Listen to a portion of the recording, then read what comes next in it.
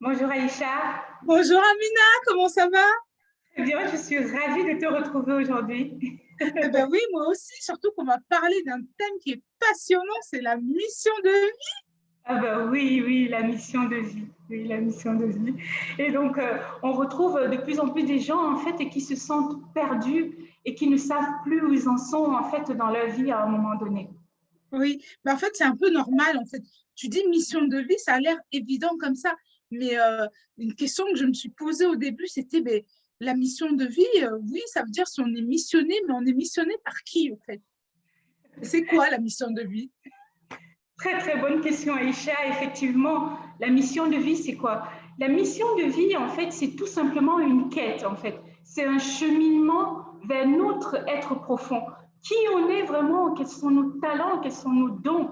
Et donc, du coup, quand on fait ce travail, en fait, on arrive à sa mission de vie. Et ta deuxième question était vraiment très, très pertinente parce que c'était la première fois qu'on me posait celle-là.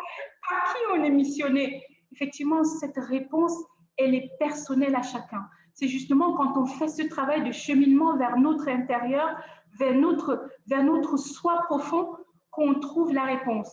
Parfois, les personnes, ils ont des intuitions, des rêves, ça dépend. On l'appelle on l'appelle comme on veut. Hein, donc, il y a des personnes, ils vont l'appeler Dieu, ils vont l'appeler l'univers, ils vont l'appeler Jéhovah, ça dépend de chacun. Mais c'est un travail. La réponse, en fait, ça serait suite à ce travail et ça serait votre vérité.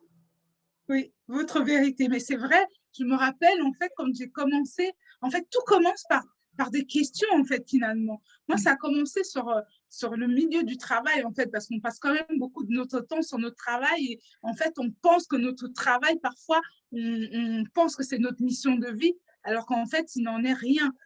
Parfois, ça peut être notre mission de vie, ou parfois, on est sur son travail, et puis il y a des choses notre corps nous donne des messages, on a des événements qui arrivent, et quand on n'est pas encore conscient de tout ça, ben, on n'arrive pas à écouter pour nous dire, bah là, tu n'es pas sur le bon chemin, on n'arrive pas à communiquer avec notre... Ben, en fait, moi, ça a commencé sur le milieu du travail, comme je disais, je commençais à me poser beaucoup de questions. Ça fait quand même beaucoup d'années que je travaille. Finalement, quel sens ça? Est-ce que je vais faire ça dans 20 ans?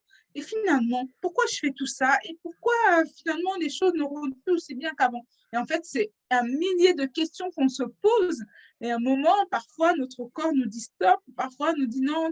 Et on ne comprend pas que c'est parce qu'on n'est pas sur le bon chemin. Et c'est vraiment passionnant. Mais c'est là qu'a commencé le travail, comme tu dis, sur soi. Et c'est un travail, et c'est un chemin, en fait. Hein. Oui, oui, effectivement, c'est un cheminement, en fait, si tu veux, dans mon parcours, en fait, j'ai rencontré, en fait, plein de gens, ce que moi, j'ai pu constater, en fait, justement, ce questionnement. La plupart des gens, en fait, ils ne font pas leur travail, en fait.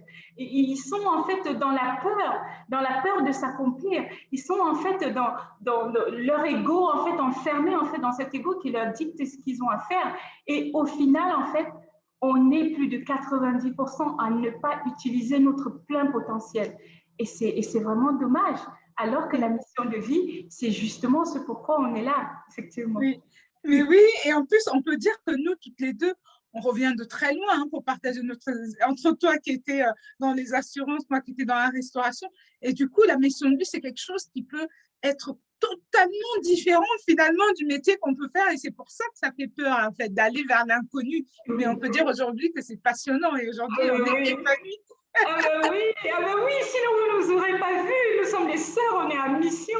Et là, nous, c'est vraiment de partager la joie, de partager l'amour, de vous aider justement à cheminer en fait vers cette mission. Et c'est vraiment quelque chose, ça donne un sens à la vie, Aïcha. Oui, Ça donne oui. Et puis, comme on disait, c'est un chemin, un travail sur soi. Hein. On est passé par beaucoup d'étapes. Mais du coup, et je pense qu'ils ont envie de savoir comment on peut faire justement, par où on commence. Comment on fait-on pour trouver sa mission de vie?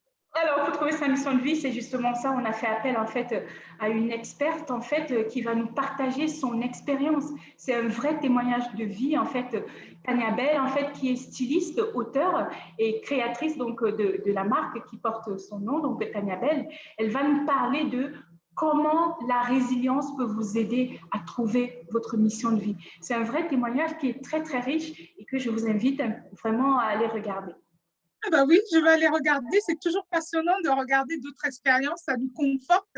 Donc, je vais aller regarder. Effectivement, Aïcha, tu veux bien, on va mettre un lien donc, dans le descriptif pour vraiment regarder un extrait donc, de ce témoignage qui est vraiment très, très passionnant.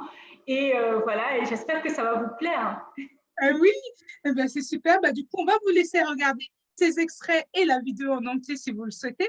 Et en attendant, nous, on vous dit à très bientôt pour les prochains épisodes. N'oubliez pas de vous abonner. C'était les sœurs d'âme pour vous éclaircir sur votre chemin de vie. À très bientôt, Amina.